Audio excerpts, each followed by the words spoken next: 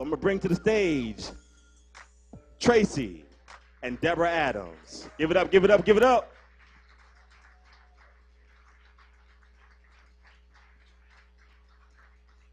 Yes, I'm here. Praise God. Mine's on. Praise the Lord, saints.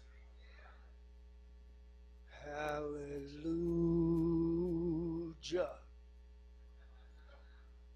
Father, we thank you. I am so excited about the opportunity to be here, Father. It's only by your grace.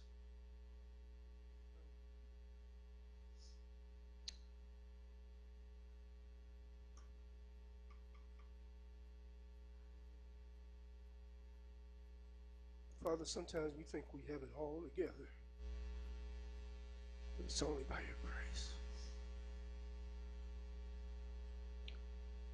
It's only by your grace that we can stand here as whole, restored people. It is no work of the flesh, Father. And we honor you tonight. We honor you, Father. We honor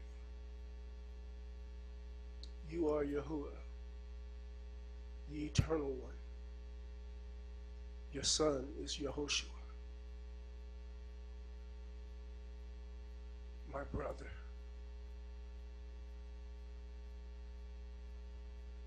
We are the set apart people because of your spirit and by your grace and the blood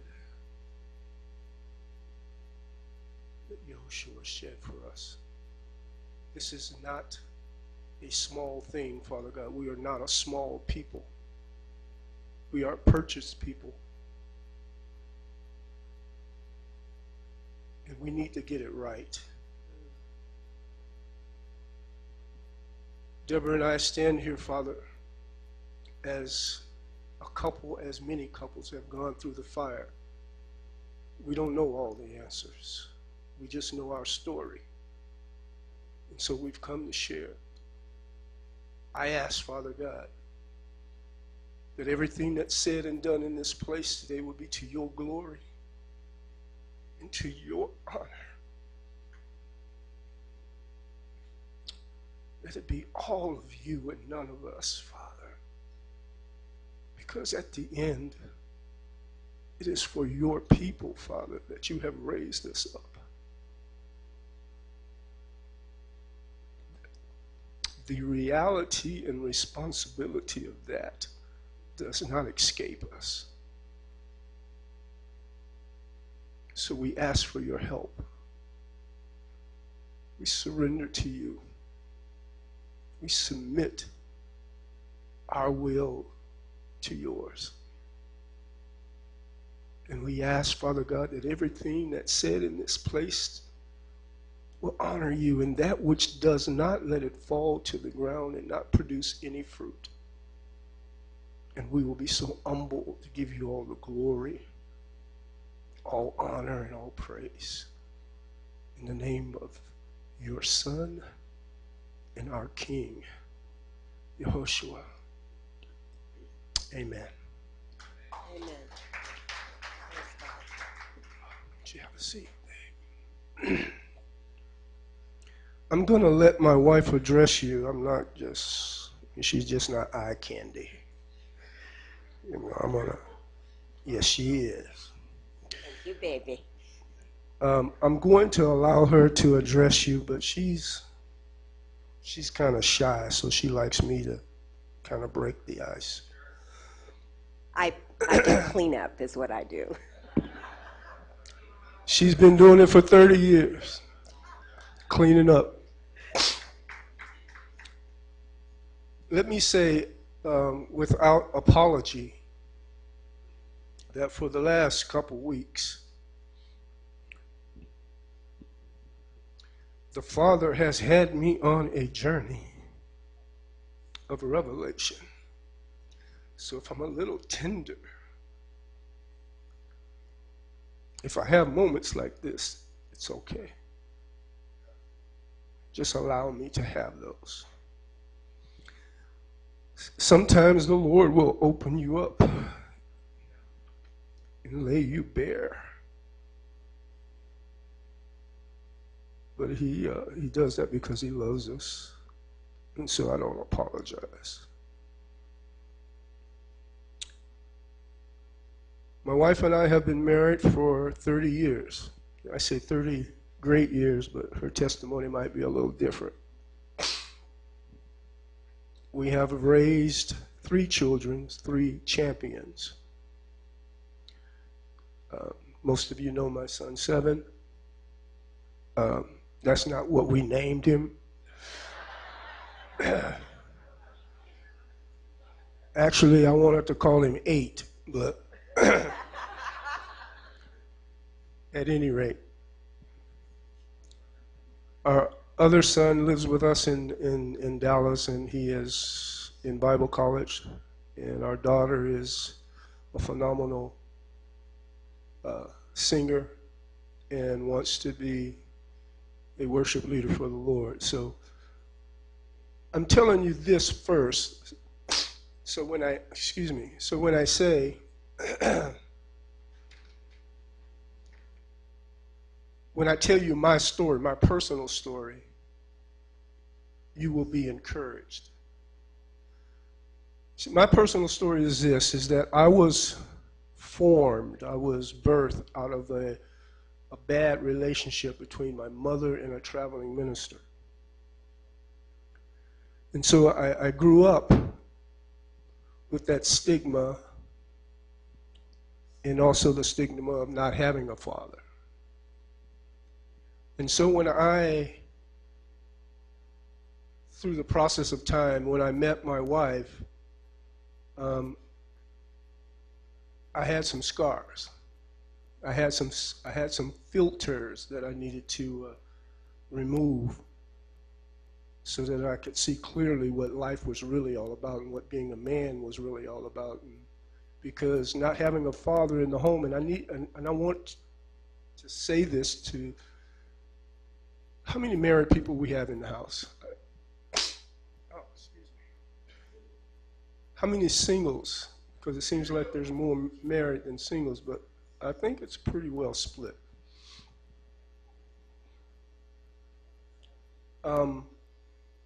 Growing up without a father in the home is very, very difficult for a child, especially a black child. And I've never been a white child, so I can only speak about being a black child. But for a black child, especially growing up in the 50s, I'm 56 now, so growing up in the 50s, a black male growing up in a home without a father wasn't an uncommon thing, but it is a difficult thing. See, back in the 50s, the father would leave because he had to follow wherever the work was. And so he would leave home and make a vow to send money back, and after a season he would return. Well, as most vows that man makes, is only good for a season. And then mom was left at home with the kids, and dad was in the city where the job was, booty bumping with another woman. So in the black community, that was a common occurrence. And it is perpetuated even today. Okay? No father in the home, no values transcending, no real communication or growing up for the young child.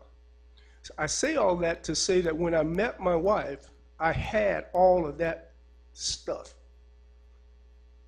It's not an excuse, but it's an understanding.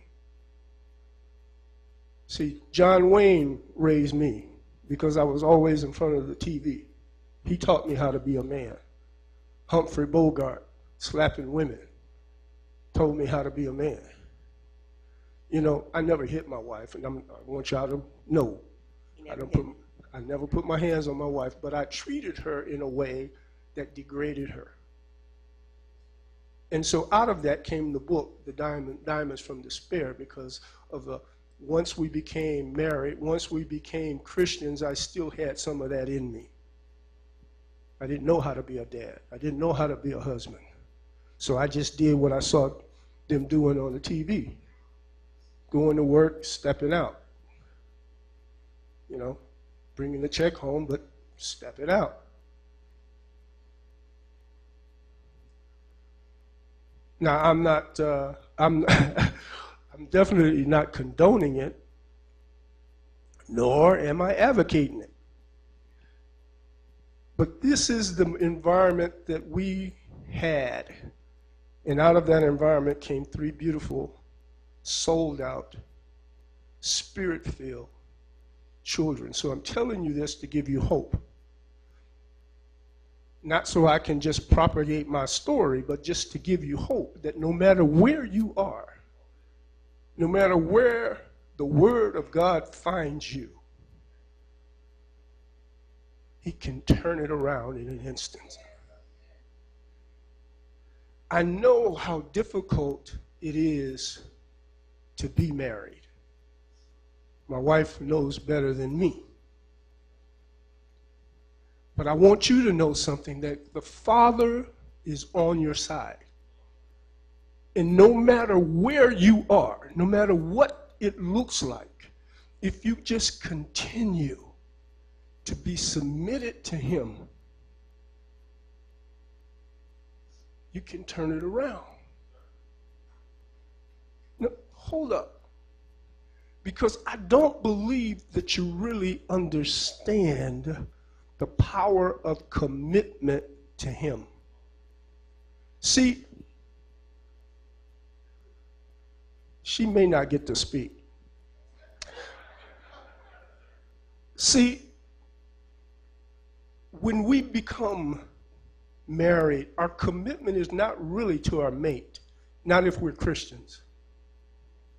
Our commitment is to Him first. That's why there is no, if you do your part, I'll do my part. That's why there is no, I'm going to do 50% if you do 50%.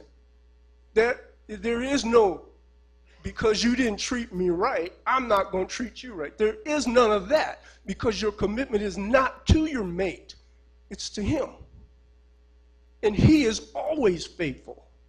So we have no reason not to be faithful. We have no excuse. It doesn't matter if she wakes up and she started off as fine thing and wake up as swamp thing. Doesn't matter. My commitment to love and cherish her is to Him. She had to walk that out. When I talked to her and said, babe, there's some things you need to know about me. I'm not the man you think that I am. I have been unfaithful. She had a choice. She had a choice to say, you didn't give me 100%, so I'm kicking you to the curb. She had a choice. But she chose to pray and follow the Father. See, that young man, 7, his life would have been a whole lot different if I hadn't been in the house. Her life, my life, would have been I wouldn't be standing here today if she had been selfish in her decision, although I was selfish in mine. See, so the commitments that we make, the decisions that we make, have to be rooted in the fact that we're committed to the Father. Because He's always faithful, and He sees around the corner where we can't see. He sees down the road that we've never walked. And so when He tells, pray for those who persecute you. Pray for those who despitefully use you. When He tells you, don't go clubbing. When He tells you, don't hang out with certain people, He's telling you that out of a heart of love and protection. You can't see that far down the road. So you have to be committed to Him. Your decisions, your aspiration, 7 and I were speaking about this on the way over here. Even the desires of your own heart have to be committed to him, have to be submitted to him. Because we can't see that far. And the life that we save is our own when we're submitted to him.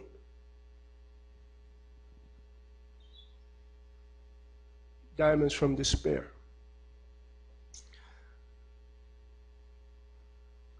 Let me see your book, sweets. I don't know if any of you have read it, but let me give you just a little understanding of this book. In 2010, after about, 2 or 3 years that the Lord told you to write? Yeah, the Lord told me to write this 3 years before I could actually get it down. I had started when he told me to, but it took 3 years because it was a healing process, a continuation of a healing process. Now, the book is based on an event that happened probably 30 years ago now. But as you heard her say, about 3 years she was still going through that, and this book was published in 2010. So that would have been, 27 years afterwards, she's still going through the healing process. I want you to understand that. See, sometimes we think that our sin is in a vacuum. It's like an isolated event. But if you read the word and you understand the word, you understand that sin impacts everything around you, including your destiny. But anyway, that's a whole sermon in itself. Hold on a second. I just want to see if the Father wants me to say anything else.